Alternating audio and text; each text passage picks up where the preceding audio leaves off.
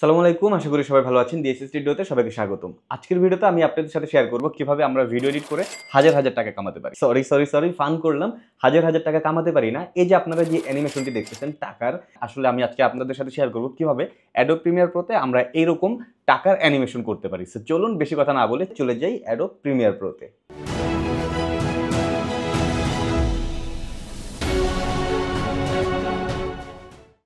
ওকে, so প্রথমে আমরা Adobe premier প্রোতে একটি সিকোয়েন্স নিয়ে নিয়েছি আর এখানে একটি টাকার ফুটেজ নিয়ে নিয়েছি। বেসিক্যালি এটা একটা ছবি। সো এই ছবিটা যদি আপনারা চান চাইলে ডিসক্রিপশন বক্সে একটি লিঙ্ক দেওয়া রয়েছে, সেখান থেকে ডাউনলোড করে নিতে পারেন। যাই হোক, সো আমরা প্রথমে যেটা করব, এই ফুটেজটাকে সিলেক্ট করেছি বা এই ছবিটাকে সিলেক্ট করেছি। এবার আমরা চলে যাব ইফেক্ট কন্ট্রোলে। ইফেক্ট কন্ট্রোল যদি খুঁজে না পান, এখান থেকে উইন্ডোজে এখান থেকে ইফেক্ট কন্ট্রোলটা টিক দিয়ে দেবেন, তাহলেই চলে আসবে।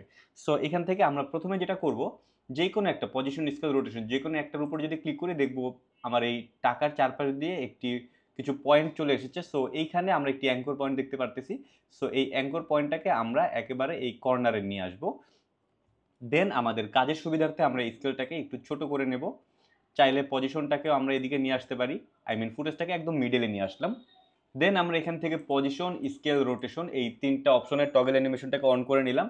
এবার আমরা চলে যাব 10টা ফ্রেম সামনে। সো কিবোর্ড থেকে আমরা জাস্ট 1 2 3 4 5 6 7 8 9 10 10টা ফ্রেম সামনে চলে আসলাম। এখানে আরেকটি কি ফ্রেম অ্যাড করে নিলাম। এবার আমরা একটু এটাকে বড় করে একদম ফার্স্ট ফ্রেমে যেটা রয়েছে ফার্স্ট ফ্রেমে চলে যাব। ফার্স্ট ফ্রেমে গিয়ে কোনো কিছুতে কাজ করব না, শুধুমাত্র এখান থেকে স্কেলটাকে আমরা 0 করে দেব। ওকে, সো এখন যেটা হয়েছে, একদম ফার্স্ট ফ্রেমে অর্থাৎ ফুটেজের একদম শুরুতে ছিল 0, অর্থাৎ কিছু দেখা যাচ্ছে না। জাস্ট এখান থেকে 10টা ফ্রেম যখনই আগে আসতেছে এই ফুটেজটা বা এই টাকাটা আস্তে আস্তে রিভিল হচ্ছে। সো আমি যদি একটু প্লে করি, দেখেন এটা কিন্তু রিভিল হলো। এবার যেটা করব, এই সবগুলোকে আমরা মার্ক করব। রাইট বাটন প্রেস করে এখান থেকে টেম্পোরাল ইন্টারপোলেশনে গিয়ে এখান থেকে ইজ আউট দিয়ে দেবো অ্যান্ড এটাকে আবার মার্ক করবো। দেন এখান থেকে আমরা টেম্পোরাল ইন্টারপোলেশনে গিয়ে ইজ ইন দিয়ে দেবো। ওকে, সো আমার প্রথম ফুটেজের কাজ শেষ। এখানে কিন্তু আমি জাস্ট পজিশন আর স্কেল এই দুইটার কাজই করলাম।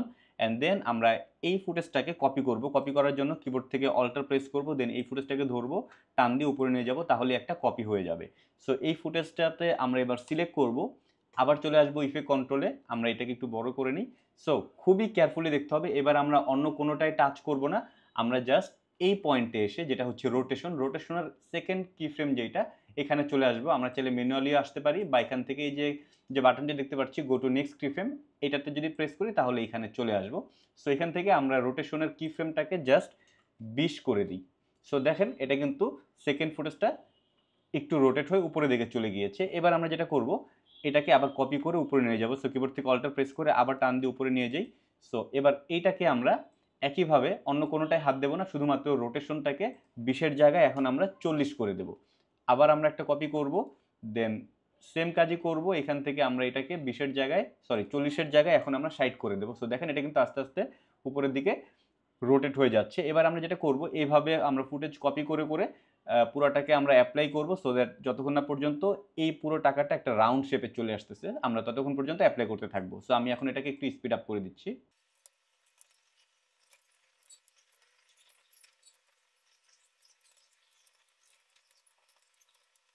ওকে, সো দেখেন এখানে একটু কেয়ারফুলি যদি খেয়াল করি দেখবো আমাদের পুরোটা কিন্তু একটা রাউন্ড শেপে চলে এসেছে এবং এখানে আমরা অনেকগুলো লেয়ার নিয়েছি। এখানে যদি খেয়াল করি V18 অর্থাৎ 18টা লেয়ারে 18টা ছবি কিন্তু আমরা কপি করে ফেলেছি। তো এখন আমরা যদি একটু খেয়াল করি, এটাকে একটু প্লে করি, দেখেন এটা কিন্তু রোটেট হয়ে যাচ্ছে, বাট সবগুলো একসাথেই রোটেট হচ্ছে। সেখানে কিন্তু অ্যানিমেশন হচ্ছে বাট অনেক ফাস্ট, যেটা আসলে বোঝাই যাচ্ছে না। এখন আমরা যেটা করব, একদম নিচে চলে আসি। সো লেয়ার ওয়ানে চলে আসবো, একদম ফার্স্ট ফ্রেমে চলে আসি, আমরা লেয়ার ওয়ানে চলে আসবো। দেন আমরা কিবোর্ড থেকে জাস্ট একটা বাটন প্রেস করে আমরা একটা ফ্রেম আগে আসলাম। আবার একটু দেখে আমি এটাকে একটু জুম করে নিই, তাহলে বুঝতে সুবিধা হবে।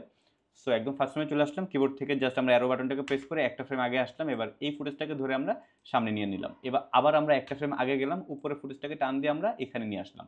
সো এইভাবে আমরা সবগুলোকে একটা ফ্রেম করে আগিয়ে নিয়ে আসবো।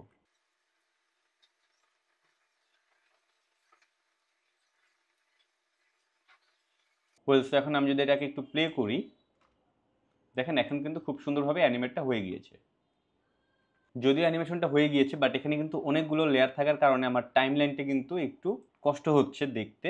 সো আমরা যেটা করব, সম্পূর্ণ ফুটেজ বা সবগুলো লেয়ারকে আমরা মার্ক করব, কন্ট্রোল এ দিয়েও মার্ক করতে পারি। দেন রাইট বাটন প্রেস করে এখান থেকে আমরা নেক্সট ওকে দিয়ে দেবো, তাহলে কিন্তু একটা লেয়ারে চলে আসলো। সো এখন যদি আমরা প্লে করি, দেখেন একটা লেয়ারেই কিন্তু সুন্দরভাবে নেস্ট হয়ে গেল এবং আমরা চাইলে এখন টাইমলাইনটাকেও খুব সুন্দরভাবে অ্যাজ ইউজুয়ালি আমরা যেভাবে কাজ করি ওই জায়গাটাতে নিয়ে আসতে পারলাম। ওকে, সো আশা করি আপনারা বুঝতে পেরেছেন, খুবই ইজি। আপনারা চাইলে এখন নিজেরাই এই ভিডিওটি যদি সম্পূর্ণ মনোযোগ দিয়ে দেখে থাকেন, আশা করি আপনারাও এখন ইজিলি প্র্যাকটিস করে এরকম অ্যানিমেশন তৈরি করতে পারবেন। তো যাই হোক, আপনাদের প্র্যাকটিসের জন্য কিন্তু যেই সোর্সগুলো দরকার সেগুলো আমি ডিসক্রিপশন বক্সে অলরেডি একটি লিঙ্ক দিয়ে রেখেছি।